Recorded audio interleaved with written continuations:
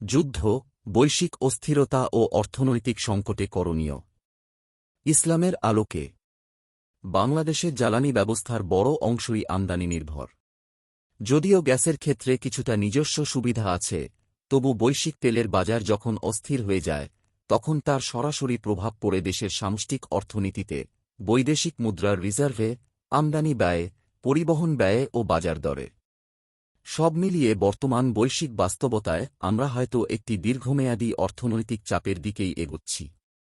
এ অবস্থায় রাষ্ট্র, প্রতিষ্ঠান, পরিবার সব স্তরেই আমাদের খোলামেলা ও গভীর আলোচনা প্রয়োজন।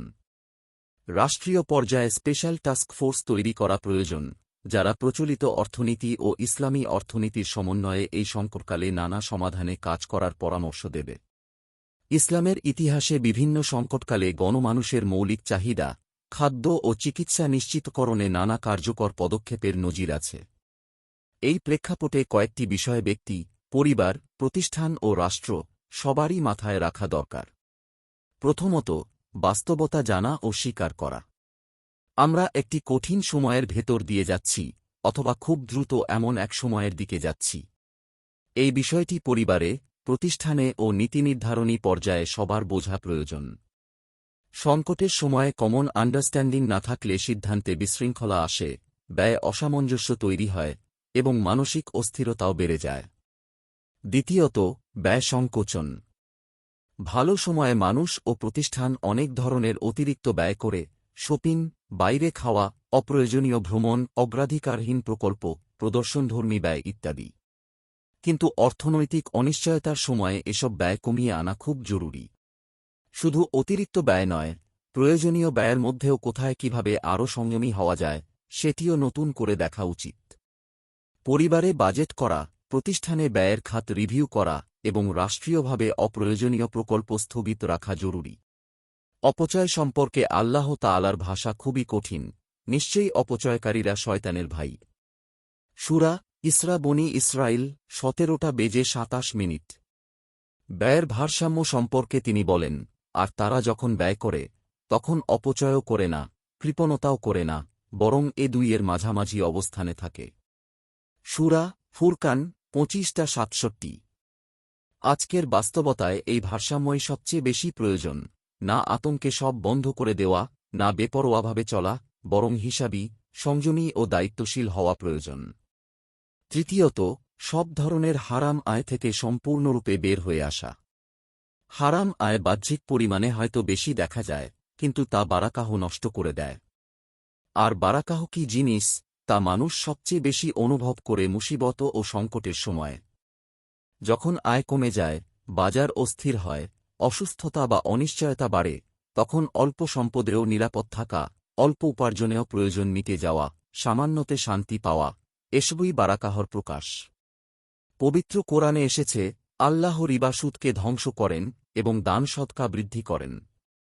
সূরা বাকারা 2:27। চতুর্থত, দানসদকা বাড়িয়ে দেওয়া। এ ধরনের সময়েই দানসদকার প্রয়োজন সবচেয়ে বেশি। একদিকে দানসদকা সম্পদে সুরক্ষা ও বরকত আনে, অন্যদিকে সমাজের দুর্বল মানুষকে টিকিয়ে রাখে। সংকটের সময় সবচেয়ে আগে আক্রান্ত হয় নিম্নবিত্ত মানুষ, দিন আনে দিন খায় এমন পরিবার, এক উপার্জন নির্ভর পরিবার, ছোট ব্যবসায়ী, দিনমজুর, অনানুষ্ঠানিক খাতের কর্মীরা। তাই আমাদের আশপাশের প্রতিবেশী, আত্মীয় স্বজন, কর্মচারী, সহকর্মী কারা কষ্টে আছে, তা খোঁজ নেওয়া খুব জরুরি। বিপদের সময় একে অন্যের পাশে দাঁড়ানোই সমাজকে টিকিয়ে রাখে। রাসূল সাল্লাল্লাহু আলাইহি ওয়াসাল্লাম বলেন, দান সদকা কোনো সম্পদ কমিয়ে দেয় না।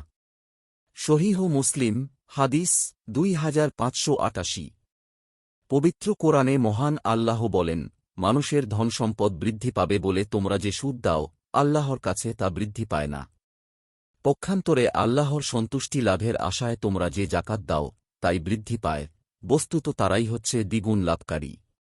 সূরা রুম 30:39।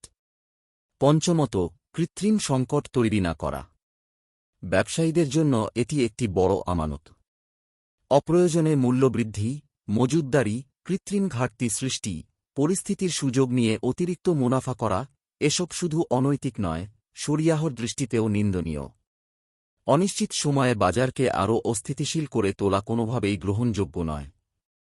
হাদিসে এসেছে, রাসূলুল্লাহ সাল্লাল্লাহু আলাইহি ওয়াসাল্লাম বলেছেন, যে ব্যক্তি মজুতদারি করে সে গুনাহগার। মুসলিম, হাদিস 1605। ষষ্ঠত, প্যানিক বাইং থেকে বিরত থাকা। ব্যক্তি পর্যায়ে অনেক সময় দেখা যায়, মানুষ অপ্রয়োজনীয়ভাবে অতিরিক্ত জিনিস মজুত করতে শুরু করে। এতে নিজের জন্য সাময়িক নিরাপত্তার অনুভূতি এলেও সামগ্রিক বাজারে অস্বাভাবিক চাহিদা তৈরি হয়, সরবরাহে চাপ পড়ে এবং সংকট আরও ঘনীভূত হয়। তাই প্রয়োজনমাফিক কেনাকাটা করা, অযথা আতঙ্কে আচরণ না করা এবং অন্যদের জন্যও বাজারকে স্বাভাবিক রাখতে সাহায্য করা, এটিও দায়িত্বশীল আচরণের অংশ। সপ্তমত, বিদ্যুৎ ও জ্বালানি সাশ্রয়ে মনোযোগী হওয়া। ব্যক্তিগত ঘর থেকে শুরু করে প্রতিষ্ঠান পর্যন্ত সব জায়গায় সাময়িকভাবে হলেও আরও সচেতন হওয়া প্রয়োজন। কোথায় বিদ্যুতের অপচয় হচ্ছে, কোথায় যাতায়াতের সাশ্রয় করা যায়, কোথায় বিকল্প পদ্ধতি নেওয়া যায়, এসব বাস্তবভাবে ভেবে দেখা দরকার। সবশেষে বলা যায়, এ সময় আমাদের সবচেয়ে বড় আশ্রয় মহান আল্লাহ। বিশ্লেষণ দরকার, পরিকল্পনা দরকার, কৌশল দরকার, কিন্তু সবকিছুর উপরে দরকার দোয়া, তাওবা, ইস্তিগফার এবং আল্লাহর দিকে ফিরে যাওয়া।